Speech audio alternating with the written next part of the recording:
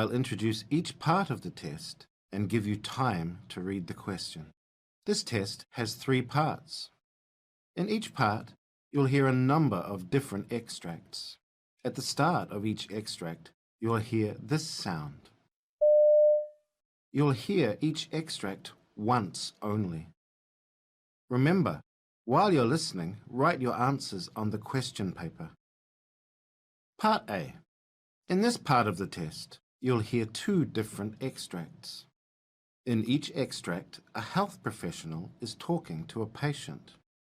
For questions 1 to 24, complete the notes with information you hear. Now turn over and look at the notes for extract 1. You hear an optometrist talking to a patient called Marcia Samarina. For questions 13 to 24, complete the notes with a word or short phrase.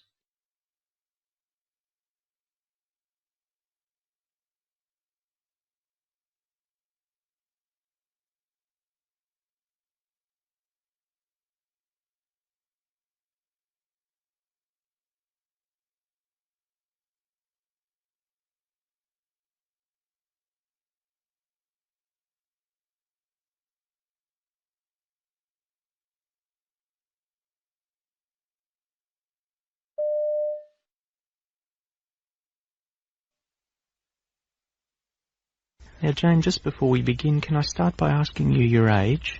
I'm 25. Okay. And what brings you in today, Jane? What's the problem? Well, I've been feeling a bit tired for the past few weeks, and I don't seem to have much energy to do anything, really. And I was wondering if you could tell me what's wrong with me. Okay. Well, tell me a little bit more about it. Well, I started to get tired about 4 weeks ago, and it's really persisted since that time. And I've actually had to stop playing netball because I've been so tired. When it started off, I had some aches and pains in my muscles, and but they seem to have settled down now, and it's really just the tiredness that's persisting. And I've got exams in a few weeks, and I'm really worried that I won't be able to study properly because I'm feeling so tired.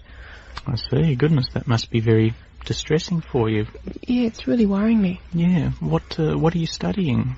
I'm a social work student. I see. Well, tell me, apart from the aches and pains that you noticed initially with this illness, was there anything else in particular that you'd noticed? It sort of started quite suddenly, really, and when it started, I had a bit of a cold, a bit of a blocked up head and a runny nose. And I actually went to the doctor at Student Health at the university, and he said I just had a virus and I didn't need any treatment and it would go away. And he didn't do anything else than that, really. Right, okay. So at the moment, just to let me clarify again, the main problem now is tiredness. All of the other symptoms have settled down. Yeah, just really tired, and I can't do anything, really. Right, okay. Well, just before I actually start examining you, can I ask you a few just general questions before we get started, okay? Mm-hmm. What's your appetite and weight been like? My appetite's been fine. I've been eating the same amount, and my weight's steady. Okay, and have you been running any fevers recently? No. 4 weeks ago when I had a bit of a cold, I thought I had a bit of a temperature then, but nothing now. Okay. And your bowel habits? I've been regular. Regular, that's good. All right, well look, I think at this stage I'd like to have a bit of a look at you, and we'll talk about things after that, okay? All right. All right. Right, Jane. Having had a look at you, I think really the major things that are noticeable are that you've got some scattered glands around your body, okay, those lumps that I felt in the neck, armpits and down in the groin regions, and you may have also noticed a bit of discomfort up in the left side of your abdomen high up when I was feeling. And that is the site of an organ called the spleen, which is also a type of gland which is also enlarged, okay? So what does that mean? I think all of these really point to some form of viral illness, quite possibly glandular fever. Okay. I was just going to ask as well, are you absolutely sure it's glandular fever? It's highly suggestive, okay. I can't be totally certain at this stage without really doing some tests to confirm it, and I think that would be a good idea to do. What sort of tests are they? It's a blood test, and it will involve a small sample of blood being taken. Really, what I'll do is do a specific test for glandular fever, as well as looking at your blood in general to make sure that there are no other possible problems there. And that can tell for sure if it's glandular fever? Yes, that's correct. Right. And when you do the blood test, can you see if I'm anemic as well? Yes, certainly. Is that a particular concern of yours? Yeah, well, I've been having all those ads on the TV, you know, about if you don't eat enough meat, then you might be anemic, especially if you're tired. And I was wondering if that was my problem as well. Okay, I mean, tiredness certainly can be one of the symptoms of anemia, and I think it's justified that you're concerned about it, particularly given the publicity that we've been having, but I can fairly confidently reassure you, just on having examined you, that that would be very unlikely in your case. Okay, but we can certainly run that test, and in fact I was going to run that test as a routine anyway. Oh, that's good. Right. What you need to do really at this stage is rest. Okay. There are no specific remedies that I can give you for this illness. We can't cure it. Your own body will cure it by fighting it off, but that will take a bit of time.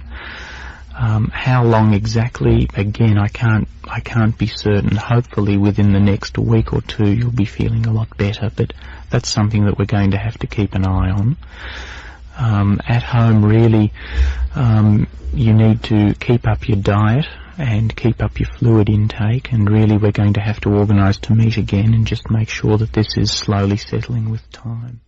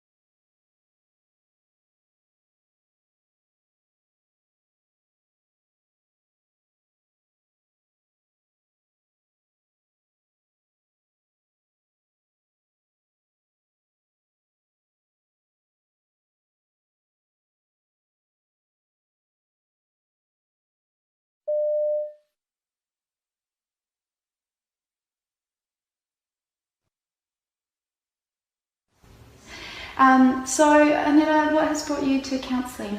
So, I've been in a relationship with somebody for about 6 months. Okay. I wanted us to move forward with our relationship and, get married, and he's not on the same page as me, and it's causing a lot of tension. And then in addition to that, my mother's very unwell, so I have a lot of things to deal with at home with her as well, and then my boss is putting a lot of pressure on me to deliver everything on time, and so I'm just having some trouble juggling everything at the moment. Yeah. And I can see that all of these combined are making you feel quite overwhelmed. Oh, very. And it's just really, there are some times when I just come home and I have to deal with my mother, and I have to deal with my relationship, and then I have to go to work the next day, and I'm having trouble with that, and it just makes me really upset. Okay, yeah. And I'm wondering, Anita, how long have you been dealing with all of these issues? It's probably ramped up in the last 3 months, but I've been in my relationship for 6 months. My mum's been sick for the last 3-4 months, so it's not that new, but it's now starting to get worse. So yeah. So how have you been coping so far with all of these pressures? Not very well, but yeah, I just take it day by day, and Yeah, communication's a bit of a difficult one. Like I said, this is my first time doing counselling and don't really have anyone else I can turn to. So, yeah, it's very hard. Yeah. I do understand that it is very hard to seek support in such personal issues, but that's what we're here for, and that's what we're hoping that we can do with this session as well. So, given that this session's very different to the other ones, I just wanted to know, you told me that you are experiencing some concerns with your partner because you want to move forward and he's not in the same place as you, and your mother's quite sick and you're looking after her as well, so that's an area of concern for you, and then you have some pressures with work. So I'm just wondering if we could prioritise any of those concerns. What would the biggest concern be? Well, probably dealing with my mother and my relationship are probably quite equal, because my mother's also putting a lot of pressure on me to get married. Obviously she's not well, so you know, she wants to see her family happy. Dealing with that situation is probably the number one thing for me at the moment, and the work thing I can deal with because I try not to bring work home, but obviously that's a bit hard too. So when you say dealing with that concern, do you mean working the relationship with your mother or the relationship with your partner? Probably with my partner first, because I feel like I'm putting a lot of pressure on him because of what's happening with my mother. Okay, so what we can do is, if it's okay with you, focus on that area first, and we will look at all the areas that are overwhelming you, but we can start by working on that issue first, if that's okay. Excellent. So we only have a couple more minutes before the session ends, and I was wondering if you had any other questions before we go and sign the contract. And no, just maybe in terms of the number of counselling sessions I'll need. I know you said that the first 6 are free, but obviously money is a bit of a factor as well. So what happens if I have to go over the 6 sessions? And I do apologise, I said when we'll go and sign the contract, but you already signed it. But so if you go over the 6 sessions, it will be $70 after for each session. And you can, like I said, you can continue as long as you need to. So it's really difficult to find a time for every single person and have a set time. So we like to see how it goes, and together we can work out what the best time frame is for yourself. Okay, excellent. So if you don't have any other questions, we can book another time in next week for you. Definitely. Thanks. Do I speak to reception about that? Well, I'll come out with you and we can sort that out. Great, thank you. Okay, it was lovely meeting you, nice and meeting thank you you so too. much for opening up and having that chat with me. And we'll focus on the first topic of you and your partner. Okay, thank you. Okay, Thanks very much. Thank you.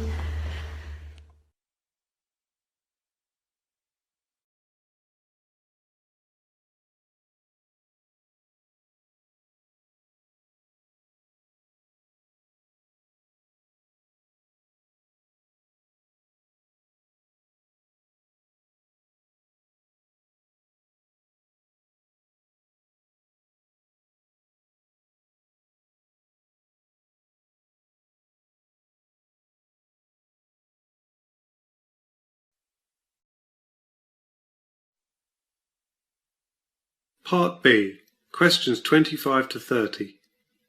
In this part of the test, you'll hear 6 different extracts. In each extract, you'll hear people talking in a different healthcare setting. For questions 25 to 30, choose the answer A, B, or C, which fits best according to what you hear. Now look at question 25.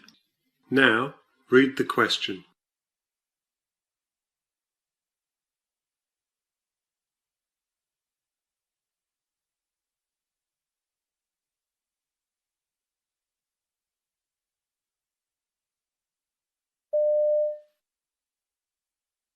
The new draft recommendations make 3 points. The first point is that WHO recommends a reduced intake of free sugars throughout the life course. The second recommendation is that the intake of free sugars in both adults and children should not exceed 10% of total energy intake. But we also make a third recommendation, and that is that a further reduction to less than 5% of total energy gives additional health benefits. We know that dietary risk factors are very important factors for the risk of non-communicable disease. We have an epidemic of non-communicable diseases. We have at the moment 36 million people dying from non-communicable diseases, most of them in the developing world, 80%. We have a projection of 50 million for 2030, so it's huge. And dietary risk factors, as well as tobacco, are one of the main determinants of those diseases. I mean, if you remove the risk factors, then a lot of those deaths can be preventable.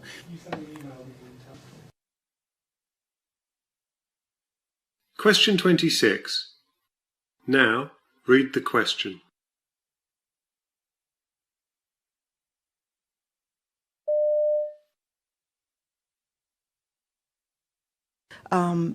Overall, what we found were some very reassuring things for physicians caring for women with epilepsy and for women with epilepsy who are planning to become pregnant. Because what we found is counter to previous dogma, I think, women with epilepsy are not at a substantially increased risk of having to have a C-section during their delivery, late pregnancy bleeding, or premature contractions or delivery. Also, the findings strongly support that if a woman is seizure-free for a period of time, 9 months to 1 year, prior to becoming pregnant, it's very likely that she will continue to remain seizure-free throughout the pregnancy. So this is very reassuring information to women and their physicians as they plan going ahead with pregnancy.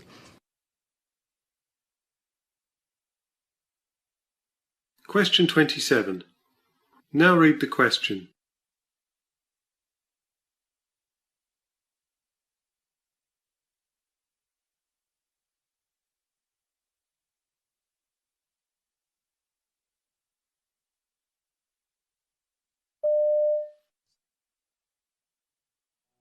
Opioids like codeine have very limited evidence in the management of chronic persistent pain. I think our role in the pharmacy is to have the conversation with patients to help them understand the biopsychosocial model of chronic pain and to shift their expectations towards improving their function rather than expecting a cure of their pain. We also need to refer these patients to a GP for a comprehensive assessment. Annoyed customer. This will take more time out of our busy schedules and more money out of our pockets on pain relief thanks to those who abuse it. It's important to help consumers understand that codeine is a highly addictive drug. We know that tolerance, dependence and addiction to codeine can develop very quickly, and that many people are self-diagnosing and self-treating with codeine combination products available over the counter. I think it's important that we can reassure patients that there are alternatives available in the pharmacy and that if they do need codeine-containing products, that they can still get them on prescription from their GP. Question 28. Now read the question.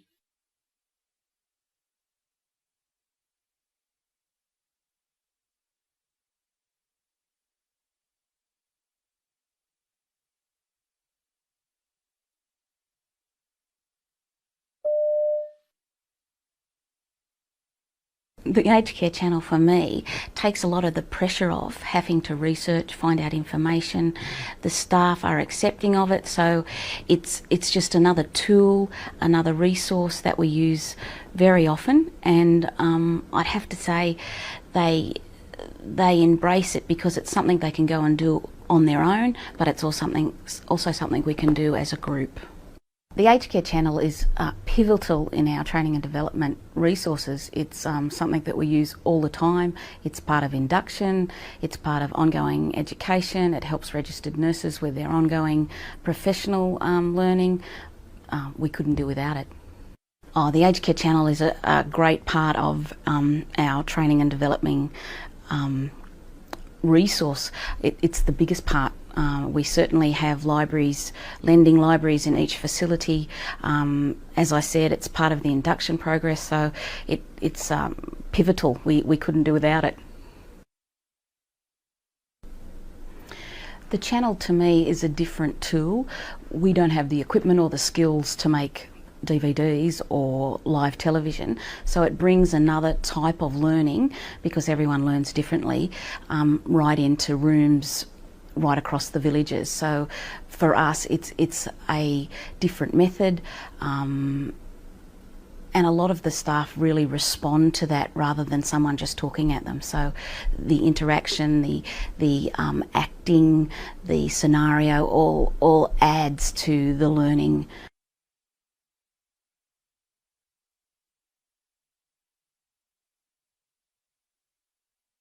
Question 29. Now read the question.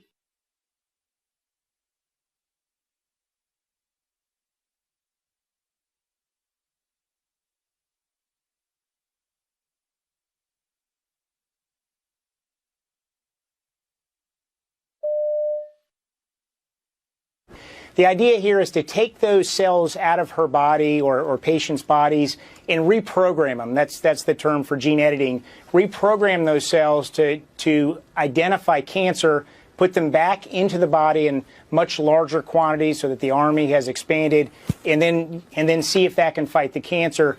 It's been an early story over the last couple of years, but the early results are quite promising in leukemia and lymphoma. We've seen a couple of years ago in melanoma, and studies are now getting started in other cancers like ovarian cancer, breast cancer, pancreatic cancer. Very exciting story. We, at our center in Nashville, just 6 days ago, opened a trial in the community for patients with lymphoma. So very exciting time. Well, we've always known that there's a genetic link to a number of cancers. The big struggle is identifying whether a particular genetic abnormality in an individual, say at an early point in their life, is going to lead to the development of cancer.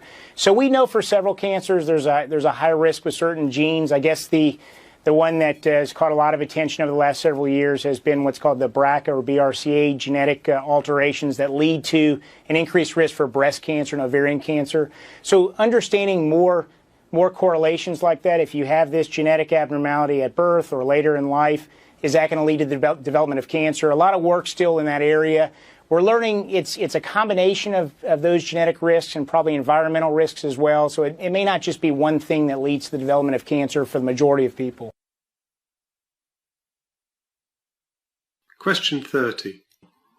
Now read the question.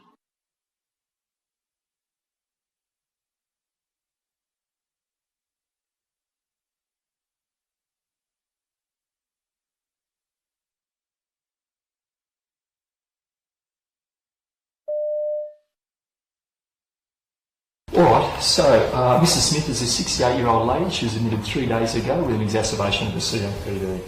She had a 4-day history of increasing shortness of breath on exertion, not relieved by her puffers. She has no comorbidities and no infection control precautions. She stopped smoking after her first admission about 2 years ago, and she lives at home alone with support from her daughter. She's on IV antibiotics, bronchodilators and steroids, and she's on 2 litres oxygen via her nasal prongs. She has autocrawling criteria for oxygen saturations. The target range is 88 to 92% because she retains CO2. Mrs. Smith's other vital signs are between the flags, and she needs QID obs and had some spirometry done yesterday, which the team are going to review today. She reports having a fall at home about a month ago, but she's otherwise independent with her ADLs. Falls risk was low, but I used the override option to make her a high falls risk because of her recent falls history. She's been assessed by the physio, and she's on a rollator frame for it to ambulate. Waterloo score is 10 and her skin integrity is intact, and she's responded well to all treatment and she's on a normal diet.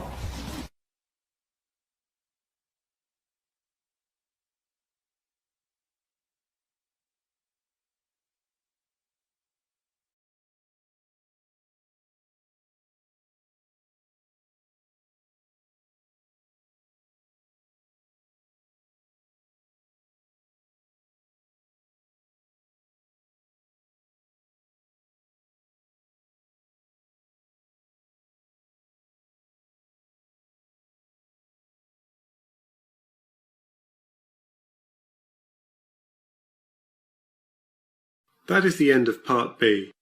Now, turn over and look at Part C. Part C.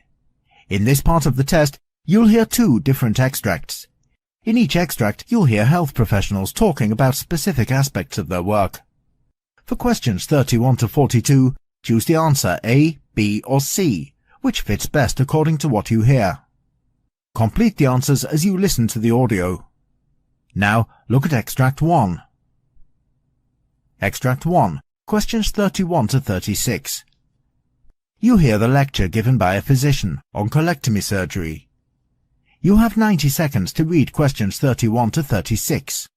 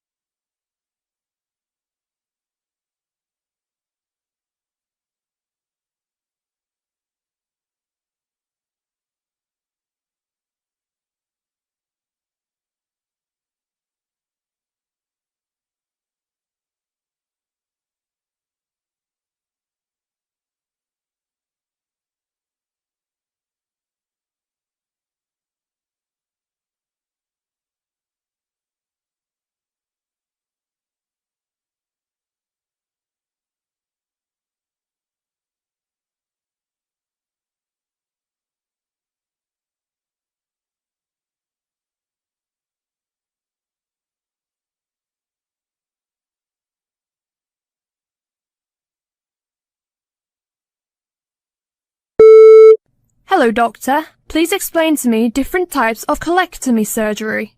Well, the surgery to part of or all the colon or the large intestine is called a colectomy, and there are many types of colectomy surgeries. The type of surgery and how much the colon is removed based on the disease and the extent of damage to the large intestine. In the proctocolectomy, the colon is removed along with the rectum. The term procto refers to rectum. With both the colon and the rectum removed, the body will need a new way to dispose of stool. For most people with inflammatory bowel disease, either ulcerative colitis or Crohn's disease, a proctocolectomy also means the creation of an ileostomy. When part of the small intestine is brought through the abdomen to create a stoma, it is called an ileostomy. Therefore, the stool can be passed through the stoma and is received in an ostomy device worn on the outside of the body. The ileostomy can be temporary or permanent. J-pouch surgery is an ileal pouch anal anastomosis, which is done along with proctocolectomy or after proctocolectomy. In this surgery, the last part of the small intestine, called the terminal ileum, is sewn together in the shape of a J and can then hold stool for a period of time, serving like a rectum. Ileoanal anastomosis is done to restore the ability to move stool through the anus. In this surgery, after the rectum and colon are removed, the small intestine is connected directly to the anus. In the total colectomy surgery, entire colon will be removed. Unlike proctocolectomy, the rectum is not removed in this surgery. A total colectomy with partial or complete rectum left in place may be done in certain cases of either Crohn's disease or ulcerative colitis. In a partial colectomy, part of the colon is removed, and it may also sometimes be called a subtotal colectomy. A partial colectomy may be done for certain patients with Crohn's disease, while it is also done to treat colon cancer or diverticulitis. This surgery is never done for the patients with ulcerative colitis, since the disease will often recur in the healthy section of the colon that is left. In hemicolectomy surgery, either the left or the right part of the colon is removed. In a right hemicolectomy, the cecum, ascending colon and a portion of the transverse colon are removed, along with the appendix is attached to the ascending colon. Whereas in a left hemicolectomy, the descending colon and part of the transverse colon are removed.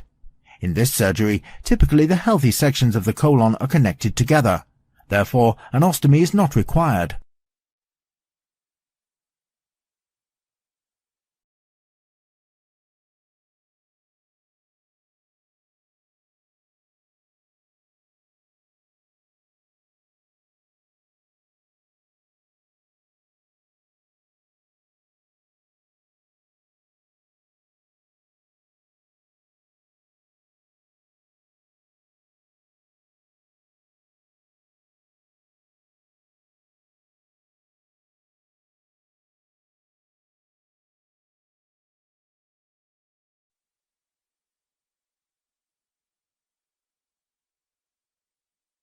Now, look at Extract 2.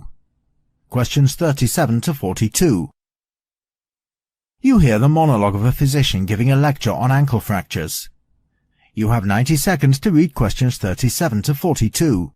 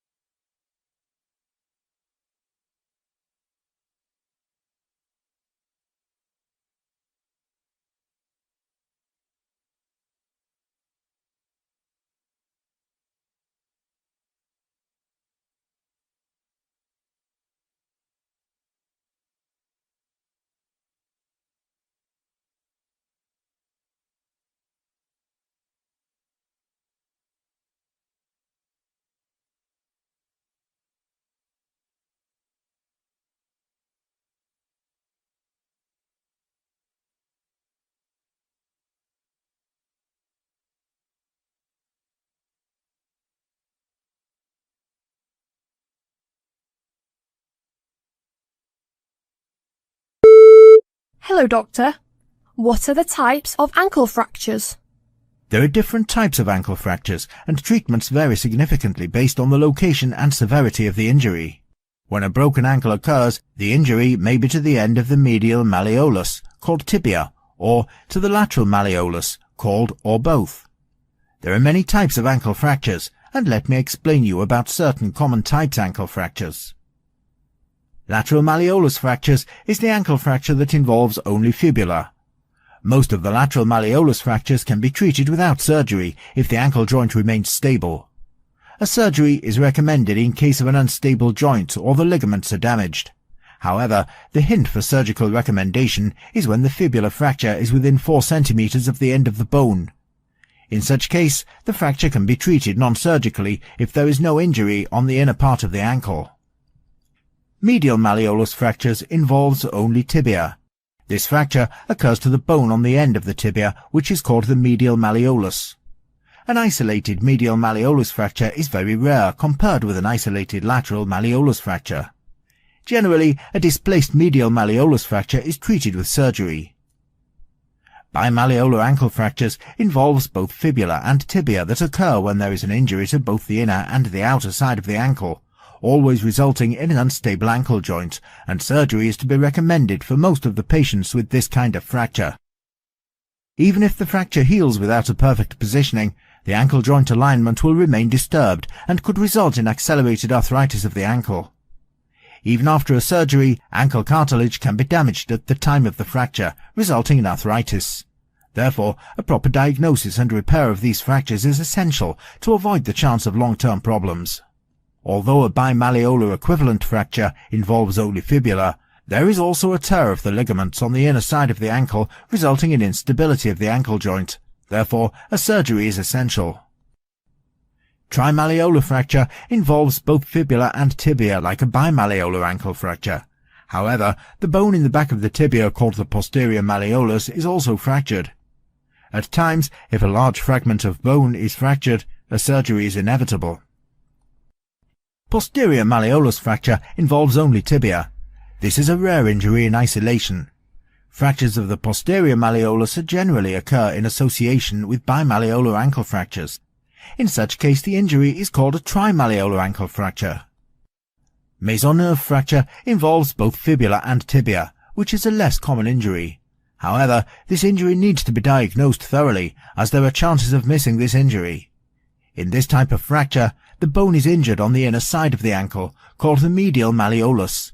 The force of this injury passes through the large ligament that connects the two bones of the leg, called the syndesmosis. Since the damage is caused to this supporting ligament, the ankle becomes unstable, and most often a surgery is recommended.